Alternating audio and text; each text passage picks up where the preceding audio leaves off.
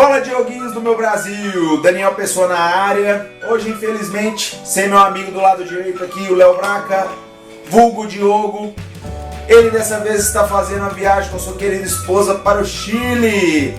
Foram lá conhecer os vinhedos, tomaram um bom vinho, foram curtir o show do Arctic Monkeys, que inveja boa deles. E eu fiquei aqui na incumbência de apresentar o segundo Prosa Boa do Clube do Quadrinho. Hoje nós vamos bater um papo grande com o Vitor e a Lu Cafage sobre essa aqui, ó, Laços. Vamos falar tudo sobre o roteiro, processo de trabalho, referências, que foi ganhar a HQ Mix em várias categorias. Falar um pouco sobre o Valente também, sobre os futuros projetos, enfim. Inclusive sobre a Laços 2, que a gente já sabe que vai sair em 2015. O programa vai ser dividido em duas partes, porque a entrevista é muito grande, deu quase 8 arquivos de 12 minutos. Então, para não ocupar muito do seu tempo, nós vamos dividir em duas partes. A primeira sai hoje, sexta-feira. A segunda eu vou tentar soltar na segunda-feira, para não ficar no espaço de tempo muito grande. Não prometo, mas já está meio que editado. Vou tentar soltar na segunda para vocês. Então começa agora a segunda Prosa Boa do Clube do Quadrinho. Espero que vocês gostem. Diogo também. Beijo e até a segunda parte.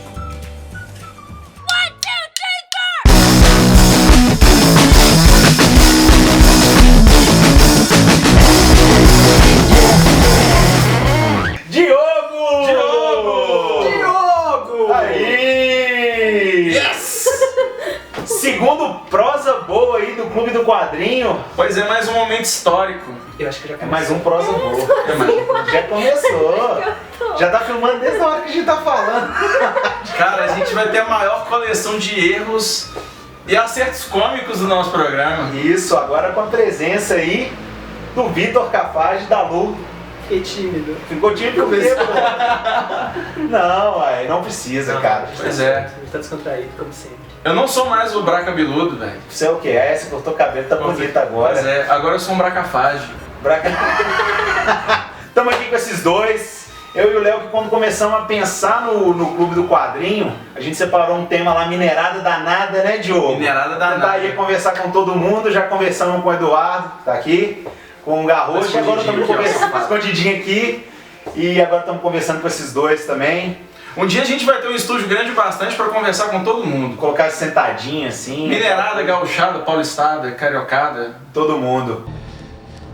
Bring me everyone. What do you mean everyone? E hoje nós vamos falar da Graphic MSP Laços com os dois. Sim! Finalmente, né? Fez a rapa no HQ Mix, né? Parabéns, Parabéns. esses dois, pelos prêmios. Foram quantos? Conta aí pra gente. Foram juntos, nós ganhamos 5 prêmios. Foram Laços ganhou de Edição Especial Nacional, Edição Especial Nacional, Infanto Juvenil e Roteirista, nós dois juntos. Isso. Lu ganhou também de Desenhista Revelação e eu ganhei um por Valente para todas. Não, por opção. E desses 5 aí, todos estão com vocês em casa, nesse estante bonitinho. Vocês moram juntos ainda? Ou não, já? Não, a gente mora praticamente, né? É muito próximo ainda, eu moro do lado do prédio dos meus pais.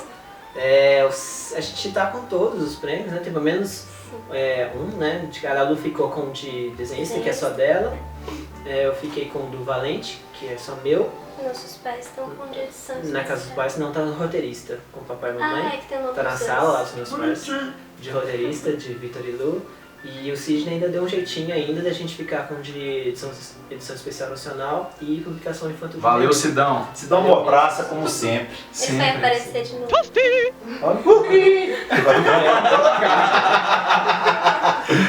Vitor já ganhou também em 2012, 2013. Vocês agora com sucesso de Laços aí. Qual que é a bagagem agora que vocês carregam, essa jornada por conta dessa premiação, a responsabilidade aí dos prêmios?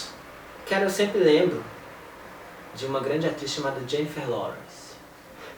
A Jennifer Lawrence, quando ela ganhou o Oscar de atriz, ou atriz coadjuvante, não lembro, agora já foi atriz, De atriz. De atriz mesmo, ela falou que ela colocou o Oscar na casa dela e deu uma semana ela percebeu que o poder do Oscar era tipo um anel, sabe? Tava começando a mudar um pouco a personalidade dela e tal. Ela foi, tirou o Oscar de lá e deixou na casa dos pais dela. Porque ele achou que aquilo estava realmente influenciando ela na vida dela, na carreira dela e mudando quem que ela era de verdade. Sacanagem dela, vai transformar o pai e a mãe no Gollum, cara. Mas é melhor que seja eles e não ela. Então tá bom. Aí ela fez isso e eu sempre penso um pouco nisso. Na verdade, os meus troféus ficam em casa e como eu tenho muito boneco, muita estatueta, eles ficam lá no meio daquele monte de Homem-Aranha e Rock Balboa, etc. Então esses consumidos não influenciam tanto assim. Mas enfim, aí eu consegui... pra gente tem essa pressão, né? Eu acho que eu sou professor também de quadrinhos e eu sinto muito meus alunos volta e meia falando tipo, às vezes o cara faz 2, 3 tirinhas, se coloca no Facebook e já quer que eu compartilhe porque ele acha que isso vai virar uma coisa grande e vai ficar famoso muito rápido e tal. Mas você ser anônimo quando você está começando é uma coisa muito boa, sabe? Depois que você passa a ser conhecido, você tem essa pressão maior, as pessoas têm uma expectativa maior em relação ao seu trabalho. Então quando você está começando ainda, as pessoas não te conhecem, é muito bom. Você pode fazer qualquer besteira, pode ir aprendendo aos pouquinhos e tal, errando, aprendendo e reaprendendo, porque ninguém está vendo aquilo. Então agora quando você já tem uma coisa igual lá, se todo mundo já leu, você vai fazer a segunda, você fica com um pouco na sua cabeça, o que as pessoas esperam, o que você, como artista e como profissional, tem que fazer, né? Tipo, se manter verdadeiro aos seus princípios, aos seus valores e tal, seguir como você acha que tem, e ao mesmo tempo equilibrar isso com o que está acontecendo ao seu redor, com a expectativa tanto dos leitores quanto do seu editor também, que é o Sidney. Então a gente está convivendo muito com essa pressão agora, né? O prêmio ele é um reconhecimento, assim, sensacional, né? Mas acho que a gente sempre no fundo da nossa cabeça, a gente tem tanto para melhorar ainda. Sim. A gente ainda não fez o trabalho da nossa vida, assim, sabe? Aí eu olho o prêmio, assim, e ainda não consigo ligar, tipo, esse prêmio é meu, assim... Ainda não cai essa ficha direito, assim. Acho que quando eu fizer o trabalho da minha vida, eu vou ficar, prêmio é um prêmio. Bom, mas eu fico... Sou foda. Diguidim. Mas eu fico emocionado de ouvir isso, assim. Você fica o quê? Emocionado. Emocionado. De ouvir isso de vocês, porque assim, a gente acompanha essa jornada e a nossa visão, né, a minha e do Dioguinho, é a visão de público, sabe? O legal de vocês estarem aqui, da mesma forma que o Damasceno e o Lipão vieram, assim, e da gente estar conversando com a galera, do pessoal saber, pô, como é que é do outro lado, sabe? Como é que é, assim, a jornada até o HQ Mix e tal, porque foi... Imagino que tenham sido muitas noites viradas, muito trabalho, Sim. muita pressão. Isso com certeza. Mas a nossa opinião é tipo um reconhecimento por ter merecido, sabe? A gente brinca muito, brinca e falando sério até na verdade, que a gente fala assim, gente, quando é que as pessoas vão perceber que a gente, sabe, não sabe o que a gente está fazendo? E, na verdade a gente sente isso, a gente não sabe o que a gente está fazendo, mas a gente continua fazendo mesmo assim. Sabe? Não sei se alguma hora vai chegar assim e falar, não, eu sei exatamente, está tudo calculado, minha história foi feita essa página para a pessoa chorar no quadrinho 3 e tal. A gente não faz isso. A gente está fazendo uma coisa instintivamente, de acordo com o que a gente acredita e tal, e continua fazendo, mas a gente não tem a plena noção disso. Né? A gente brinca muito que pra gente, igual eu falou, a gente está começando agora, a gente tem muito que crescer, muito que aprender, muito que melhorar ainda. Sabe? Eu sinto que eu comecei a fazer quadrinhos ontem, faz 6 anos, mas pra mim realmente parece que faz 3. Que eu comecei a fazer. Eu acho que tem que crescer pra caramba, tem que melhorar muito ainda pra merecer os elogios que a gente já recebe hoje. Mas ainda, só para finalizar essa questão da HQ Mix, tendo em vista essa insegurança que vocês falaram, que vocês não conseguiram chegar ainda ou não sabem se vão chegar no melhor de vocês, como que vocês veem essa questão, tipo assim, do seu aluno que vê você ganhando esses prêmios e o sucesso das revistas, né? Com essa segurança, por exemplo, porque eu imagino que para eles que estão desenhando isso seja o norte deles, né? Tipo, não, eu quero chegar lá nos 2. E ao mesmo tempo vocês têm essa insegurança que vocês falaram agora. Como que vocês veem isso? Eu sempre tento passar para eles que é uma coisa natural e que tem a ver com sorte também. Sorte e saber aproveitar as oportunidades que te aparecem. Eu acho que pra tudo na vida é um pouco disso. Você tem que ter um pouquinho de sorte, tem que correr atrás e tal, mas principalmente quando a oportunidade aparece, você tem que saber aproveitar ela. Quando o Sidney Guzman me convidou para fazer o MSP50 em 2009, ele falou, você tem aí, acho que era 15 dias, não sei, para fazer a história, já era acho que eu devo ter sido um dos últimos a ter sido convidado. E eu lembro que na época, acho que ele me convidou num sábado de manhã, se não me engano na quinta-feira eu tinha ido no médico, eu estava com a dor nas costas muito grande, né, porque eu desenhava, na época não tinha prancheta, então eu desenhava na cama. Nossa. Penny Parker, quase todas as tirinhas foram feitas assim, eu botava a coisa em cima da cama, sentava no chão e desenhava. Porque eu não gostava de desenhar na mesa, porque a altura não era legal, não tinha prancheta. E isso foi me dando uma dor nas costas muito grande. Daí eu tinha ido no médico, acho que quinta-feira, e tinha falado, você vai ter que ficar aí sem desenhar, evitando atividades físicas, só por um mês pelo menos aí. Putz. E compra uma prancheta pra você exercer seu trabalho direito e tal. E aí no sábado o Sidney me liga, falando, e aí, vamos fazer? Aí o que eu ia falar com ele? Não, desculpa, eu tô com dor nas costas. Eu vou te mandar meu atestado. Atestado não, cara. Na hora você topa, você faz. Eu lembro que eu fiz um cronograma na época que eu desenhava tipo assim, 1 hora, aí descansava meia. Aí desenhava mais 1 hora, descansava 1 hora, que era o que minhas costas aguentavam. Então eu sabia aproveitar as oportunidades. Como é que ele perdeu uma chance dessa? De fazer, né, um livro desse que é pro Brasil inteiro. Na época eu fazia só Penny Parker, que era uma tirinha pra internet. Quando o Globo chamou pro Valente também, eles mandaram um e-mail pra mim, dia 23 de março, era uma quinta-feira, e eles mandaram um e-mail falando assim, ó, a gente quer que você crie uma tirinha pra gente. E aí eu falei, olha, eu não tenho nada aqui, eles perguntaram na verdade se eu tinha alguma tirinha parecida com o Penny Parker, pra oferecer pra eles, que eles iam trocar todas as tirinhas do jornal. Caramba. E aí eu falei, olha, eu não tenho nada, mas eu posso criar pra vocês. Quanto tempo vocês me dão? Eles falaram, pode deixar, a gente precisa seguir pra segunda-feira, e não adianta você mandar uma tirinha pra gente, a gente tem que ter noção do todo da tirinha, como é que seria. Então, isso era quinta-feira, e era o Globo me chamando pra fazer uma tirinha. O Globo é o jornal que me apresentou Calvin Haroldo. Quando eu era pequenininho, eu conheci Calvin Haroldo pelo Globo. Então, a chance de ter a minha tirinha no lugar que um dia foi do Calvin Haroldo era muito legal pra mim, era muito simbólico. Então eu falei, ó, quinta-feira, beleza, se eu tiver alguma coisa pra segunda-feira pra vocês, eu posso mandar? Eles falaram, pode. Aí na quinta-feira eu já pensei no conceito, o que seria a tirinha. Na sexta eu desenhei todos os personagens. Sábado eu desenhei 5 tirinhas. Domingo eu finalizei elas e coloquei os balões nelas. Segunda eu fiz um mini dossiê falando sobre qual que era o conceito dessa tirinha, que seria o Valente. E mandei pro Sedex 10 para eles na segunda-feira. E aí você descansou no 7º dia. E aí você descobre que o Valente nasceu na base do The Flash, né? Isso. Exatamente. Aí assim, é saber aproveitar quando as oportunidades aparecem, né? Eu sempre falo isso para meus alunos, não adianta você forçar uma coisa, não adianta eu divulgar a sua tirinha sendo que você está começando agora. Vai, aprende, erra, aproveita esse seu anonimato para isso, que se as coisas acontecerem, tiverem que acontecer, você foi seguindo o seu caminho normalmente, às vezes não é com essa sua primeira ideia, às vezes é com a segunda que você teve. Se mantenha verdadeiro ao que você acredita e tal, vai fazendo suas coisas com o coração mesmo, que uma hora a coisa acontece. É um conselho que geralmente eu dou para todo mundo, né?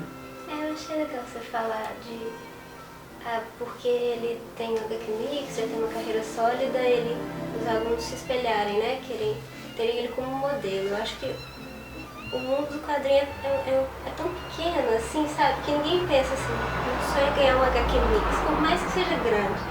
Quem quer ser ator, às vezes, não sonha ganhar um Oscar, assim, tal.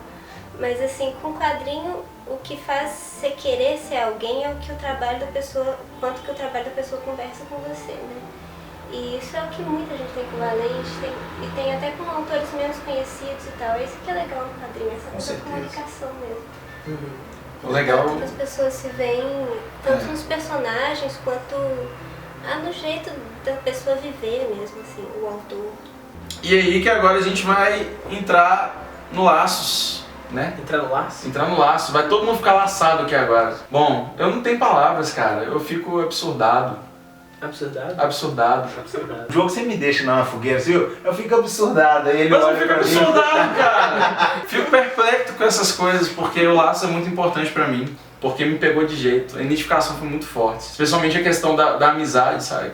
Eu creio que vocês também devem ter ficado abismados quando receberam o carro-chefe dele, do Maurício, pra fazer. Como que foi? Vocês já sabiam? Isso foi uma curiosidade nossa, assim, né? A gente falou, pô... Vocês já falaram, vocês vão fazer a gráfica MSP da Turma da Mônica ou não? Vamos, vocês vão fazer alguma, e aí a escolhida foi Turma da Mônica. Então, quando lançou a MSP 50 em 2009, eu fui pedido em casamento do Maurício, prontamente aceito da minha parte. senti muito privilegiado por isso. E acabei indo lá na MSP, conheci o Maurício, conheci o Sidney Guzman e tudo, foi bem legal. E desde 2009 a gente conversou sobre a possibilidade de que eu fizesse outros trabalhos com eles futuramente. Aí passou 2009, passou 2010, apareceu o Valente, apareceu outras coisas. Você chegou a esboçar o Senhor dos Pastéis? Cheguei a esboçar um quadrinho chamado Senhor dos Pastéis, que é uma versão da Turma da Mônica com o Senhor dos Anéis, que a Magali era o Frodo. Que bom. Magali era o Frodo, o Mingau era o Smeagol, Cebolinha... Smeagol. Smeagol. Piteco era o Aragorn, o Louco era o Legolas, era o Loukolas, o Gogu era o Gimli, Franjinha era o Gandalf, a Mônica era o Sam, o Cebolinha e o Cascão era o Pippin e o Merry.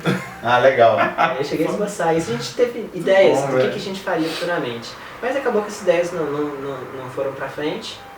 E aí em 2011 a gente estava meio que pensando sobre o que a gente ia fazer. Eu já fazia o Valente, tal, mas eu não sabia o que eu ia fazer em quadrinhos além disso.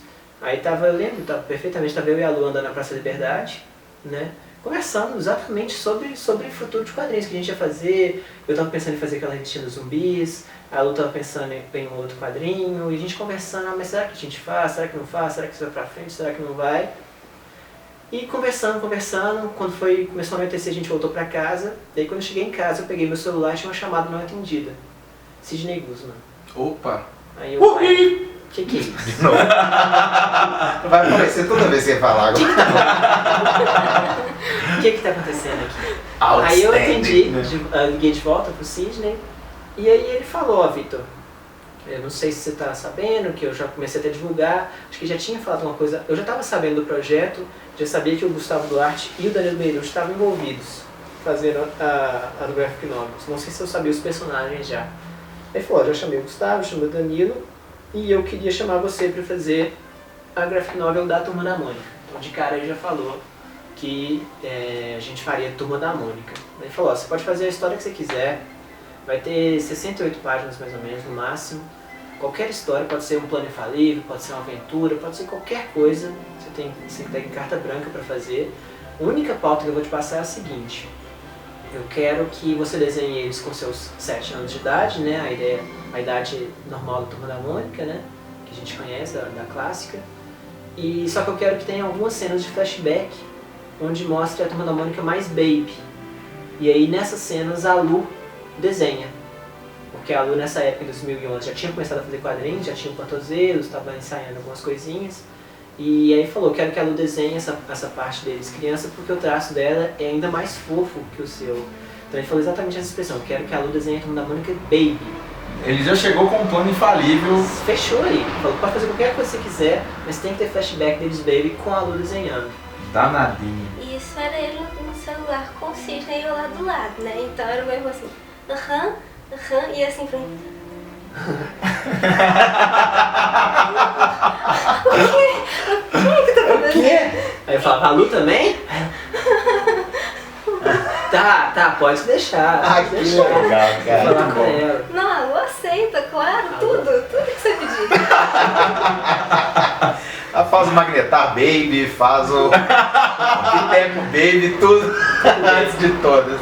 Aí a gente topou um dia de cara, eu sabia que era a Turma da Mônica, só que eu não sei, acho que pelo fato de ser eu e a Lu junto, geralmente pra mim as coisas funcionam melhor assim, quando eu absorvo elas junto de outra pessoa, que eu consigo, outra pessoa próxima, igual a Lu, igual um melhor amigo, assim, que a gente consegue zoar em cima disso, brincar e levar na brincadeira mesmo essa coisa. Então a gente não pegou aquele peso, nossa, é a Turma da Mônica, é o carro-chefe.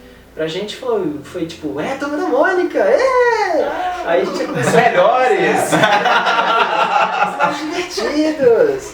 E a gente já pegou um caderninho que eu tenho, né, e já começou a anotar ideias, vamos pegar uma coisa meio filmes da Pixar, mas que a gente pode pegar também como referência tal história, e se acontecer isso. Então eu lembro na mesma noite a gente já começou a esboçar o que seria a história toda. Né, gente, essa ideia da amizade que você falou foi uma das primeiras coisas que a gente pegou. A gente queria passar essa questão da amizade e muito da nostalgia também, né? A gente queria uma história que conversasse com a infância, com as várias infâncias, né? Porque a Turma da Mônica já existe há muito tempo, assim. Já várias gerações de infâncias leram a Turma da Mônica, aprenderam a ler com a Turma da Mônica. Então a gente queria conversar com todas elas, assim. O meu irmão viveu a infância na década de 80, então tem muita referência de filmes dos anos 80. Eu vivi na década de 90, mas minha infância foi lendo Turma da Mônica, então tem muitas referências às histórias antigas da Turma da Mônica.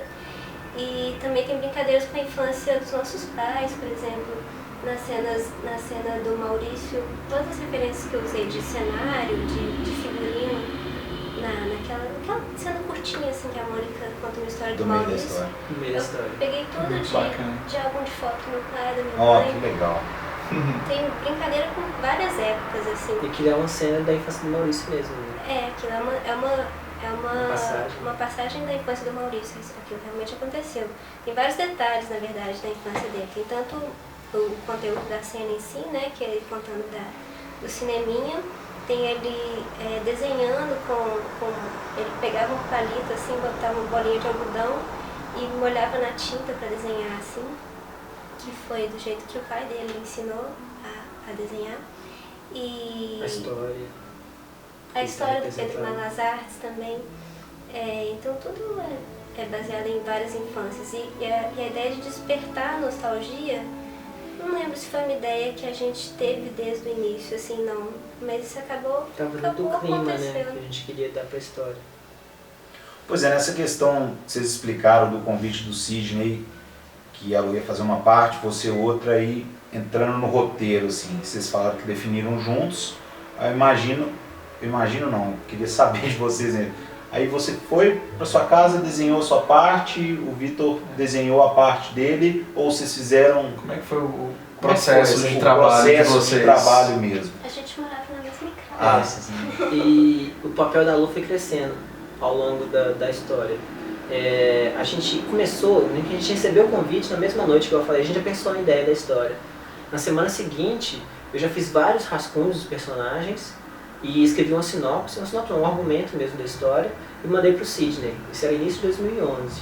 Então, aí o Sidney falou, olha, eu tenho vários projetos para tocar antes, né, com Magnetar, o Ouro da Casa, outro mais 50 e tudo, e daqui a um ano mais ou menos que a gente vai pegar isso para valer.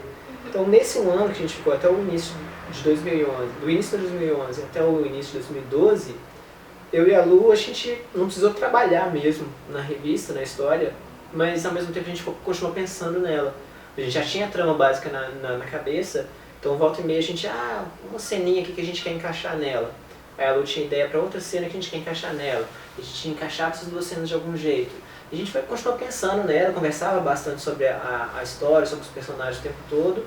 E aí só um ano depois que eu fui redesenhar eles, aí meu traço estava completamente diferente. Eu tinha desenhado do Ottone, já não usava muito mais referência de foto, já fazia uma coisa um pouco mais cartoon mesmo, mais estilizada. A Lu já tinha melhorado o desenho dela. Então aí nesse processo a Lu foi crescendo muito também. Então por a gente conversar tanto sobre a história, o papel dela dentro do roteiro cresceu, né? Eu escrevia o principal e sempre passava para ela. Escrevia de noite, de manhã, o que eu escrevi.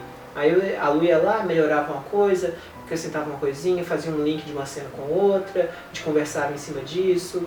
E aí a parte também de desenho ela cresceu também, porque na parte de desenho minha, a Lu tem influência dela. A Lu fez textura, fez sombra, consertou umas coisas que ela não achava legal. Então virou uma coisa dos dois. E seria um desperdício não aproveitar o tanto que ela tinha melhorado nisso tudo.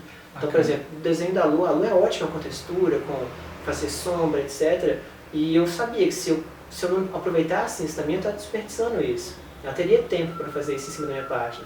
Então isso ia embelezar muito mais as minhas partes na revista. Então por que não colocar isso? Entendi, né? legal. Então foi tudo crescendo mesmo. Acabou a primeira parte. Tava gostando, né? Eu também. Os dois são muito foda, conversar com eles foi muito legal. Como eu falei, vou tentar soltar a segunda parte na segunda-feira. Enquanto isso, se você estava gostando do programa, mande um e-mail pra gente, se liga no cdq@gmail.com. Se não quer escrever um e-mail, quer apenas mandar um comentáriozinho, um joinha, um dislike, ou qualquer coisa, vai nas nossas redes sociais aqui embaixo, ó. facebook.com/Clube do Quadrinho, ou apenas @Clube do Quadrinho, twitter.com/Se Liga no CDQ, ou apenas @Se Liga no CDQ, e o principal, se inscreva no YouTube, youtube.com/Clube do Quadrinho. Sexta-feira também vai ter programa, vai ter uma surpresa para vocês, nós estamos muito felizes com a notícia. Então, até segunda-feira, logo mais tem mais. Tchau! Esse aí. Esse aqui? É. Tá, eu aperto. Tá só aqui.